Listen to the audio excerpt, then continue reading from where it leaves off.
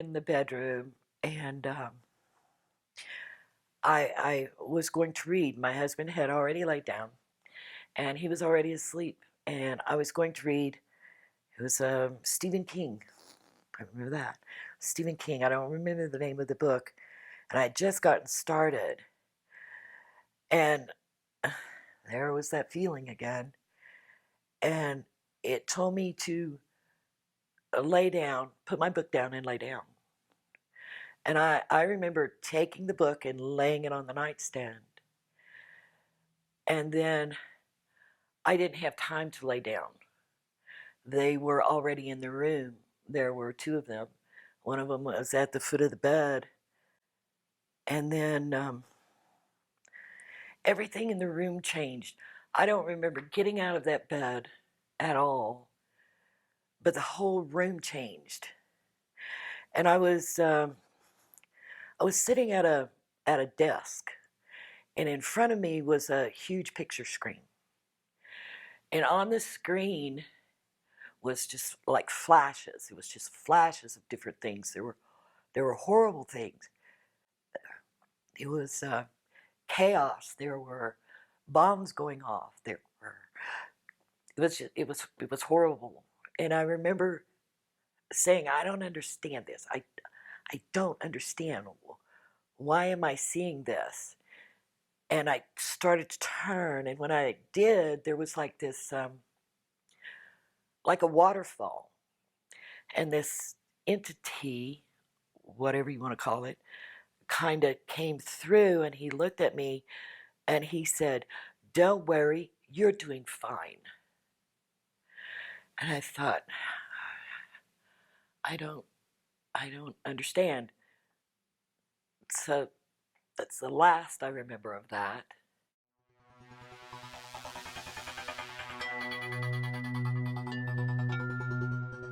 I got the feeling that they did have a personal interest in me. I don't ever remember them calling me by name, ever calling me by name. Um, I don't recall ever asking who they were or where they were from. I just could not figure out what was going on. It was too much, you know. I just couldn't do it. There was one more incident that I recall in that house was I was reading again, and Dan was asleep, and it came in. There were two of them. This time, Dan started to raise up, and it reached over and touched him on the shoulder, and he fell. I mean, just fell back on the bed. And it walked around the bed, and it gave me a little black box. And I just kind of looked at it, and I looked at the box, and I opened the box, and it was gorgeous. I mean, it was really gorgeous. It was a ceramic ball, and whenever I picked it up and started to look at it, it was the Earth.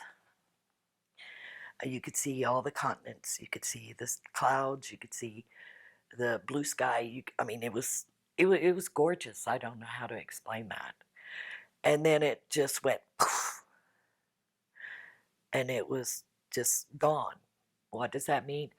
I don't have a clue. I don't have a clue what that's about. I just call it my little black box experience because I don't know what else to call it. Do I know what it means? No, I have no idea.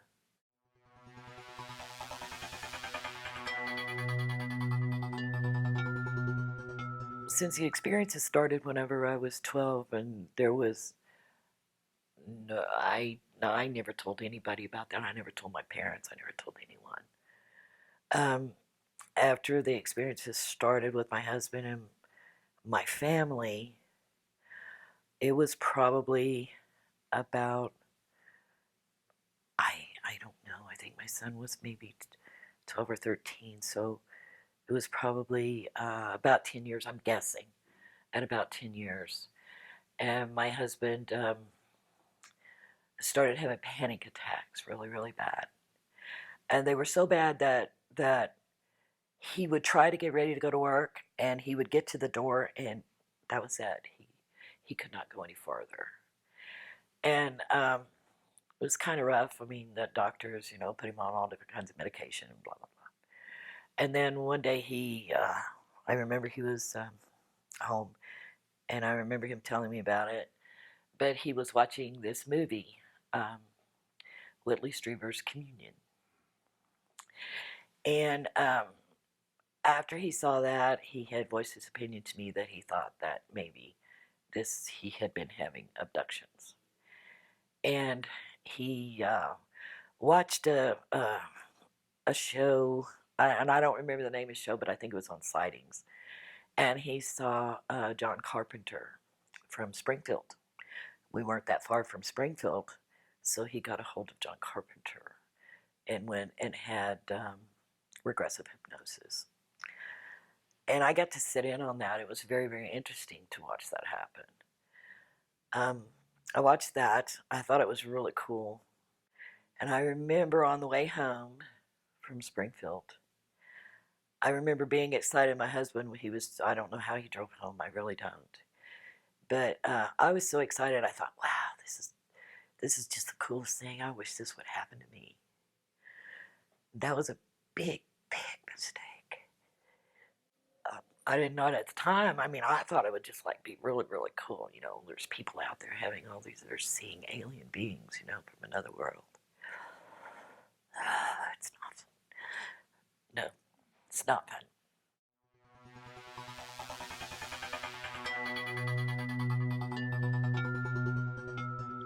No.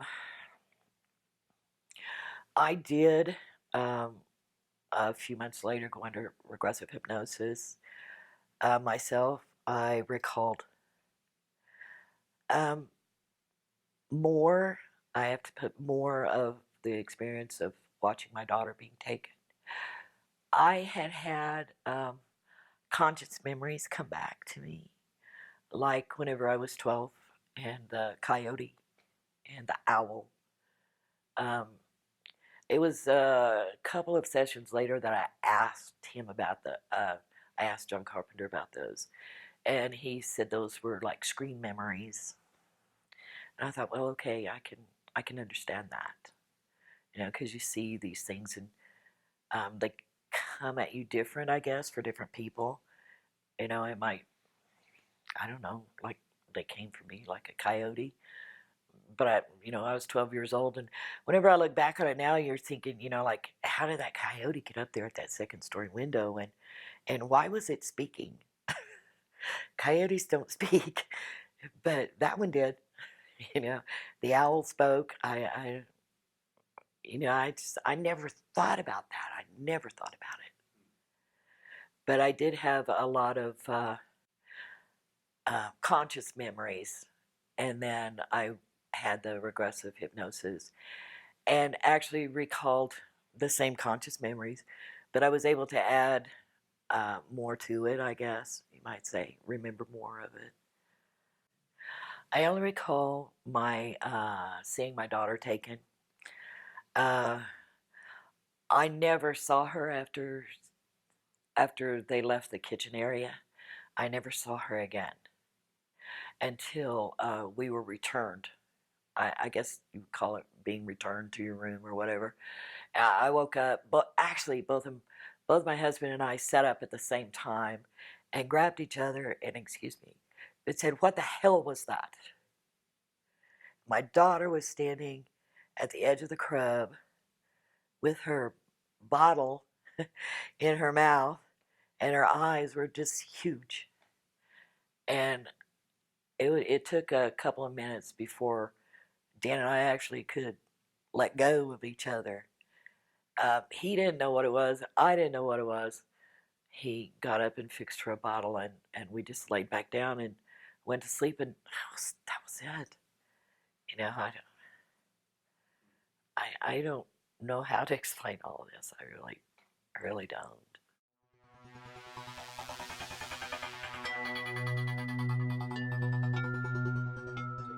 If my children were taken at any other times, I did not know it. I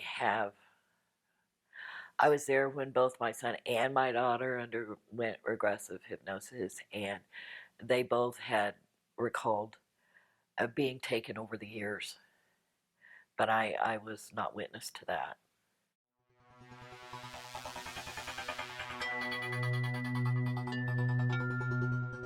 Sightings had gotten a hold of John Carpenter, and John Carpenter got a hold of Dan. They wanted to do a story on us, and my husband agreed.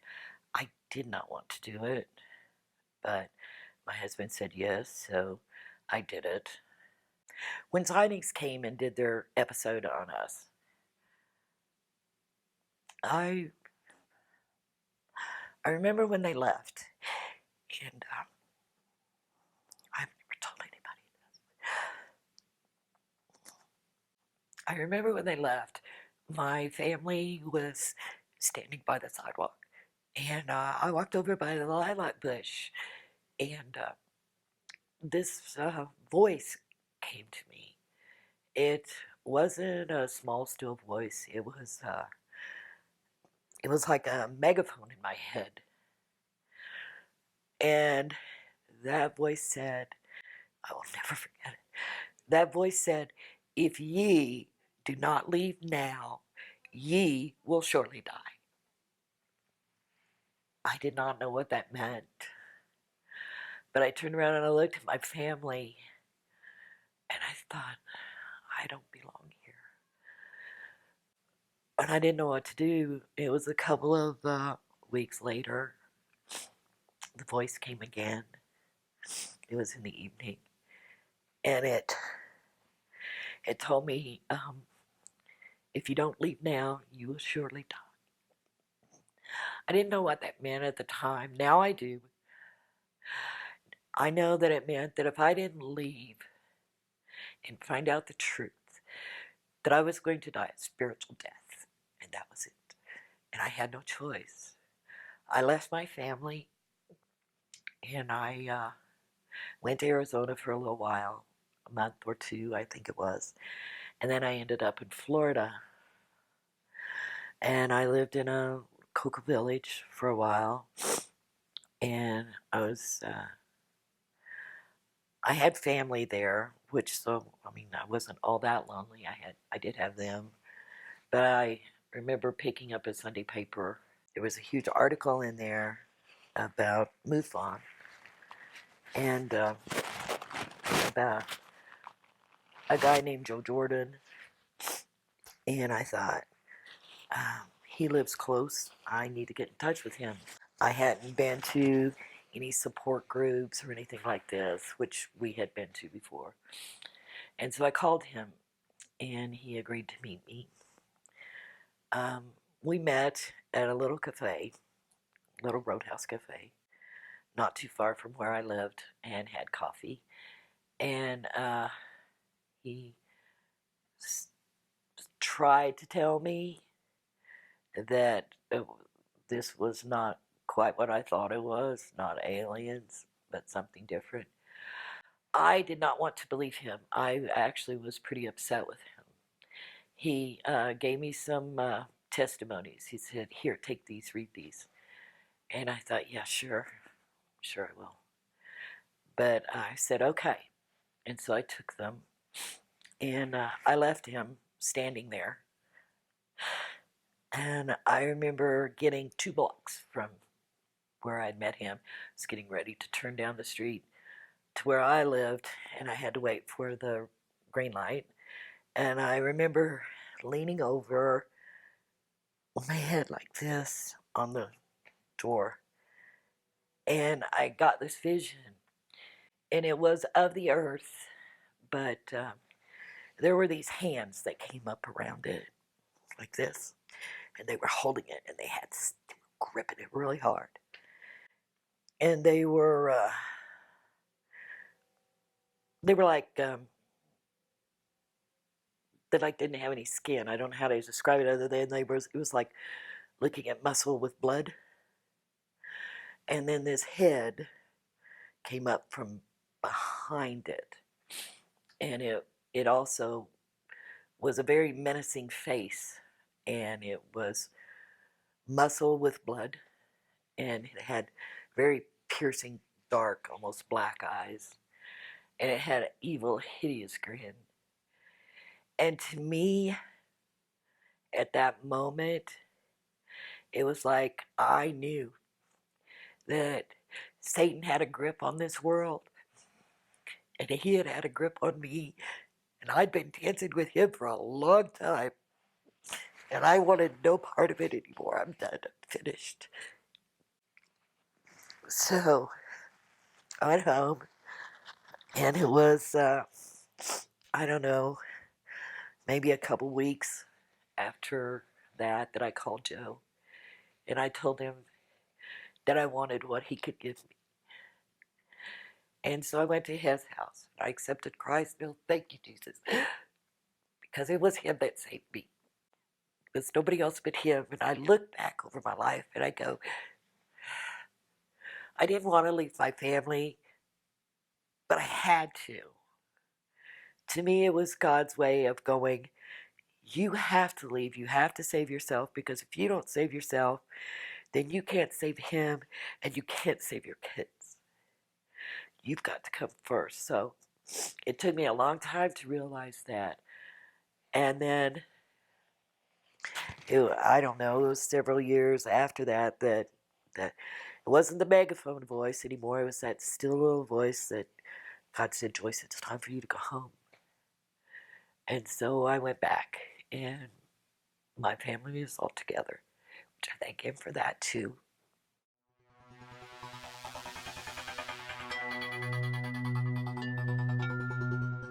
After I accepted Christ, I was still living in Florida, in Cocoa Village, and I remember going to bed. There was that feeling again. It was that horrible feeling, and I was paralyzed and couldn't move. I couldn't move. I wanted to speak, but I couldn't speak. My lips wouldn't move, and I tried, and I screamed and screamed and screamed in my head, Jesus, help me. Jesus, please help me. And this entity, this being, whatever you want to call it, was coming through the wall. It was like morphing through the wall. And it got about halfway through the wall, and I was able to mumble, open my lips and mumble, for Jesus, please help me. And it stopped right there in the middle of coming through the wall. It never actually came completely then through the wall. And it looked at me and it said, we just come to check on you. And I looked at him and I said, never again. Never again. Have they tried to come back? Yes, they have. But all I have to do is call on him. And when I call on him, it stops right there. Right there. And I'm so grateful to have learned the truth, because that's all I wanted. I wanted the truth, and now I have it. I know the truth. If somebody else doesn't want to believe me, then I'm sorry for you, but that's your choice. It's not mine. I'm very grateful for what he's done for me. I'm grateful for where I'm at now, versus where I could have been. I've seen so many people who are still so oppressed by all of this, and I look at them and I'm just like, oh Lord, please, just help. I can tell you my story, but whether you believe me or not, that's up to you. Whatever you choose to do.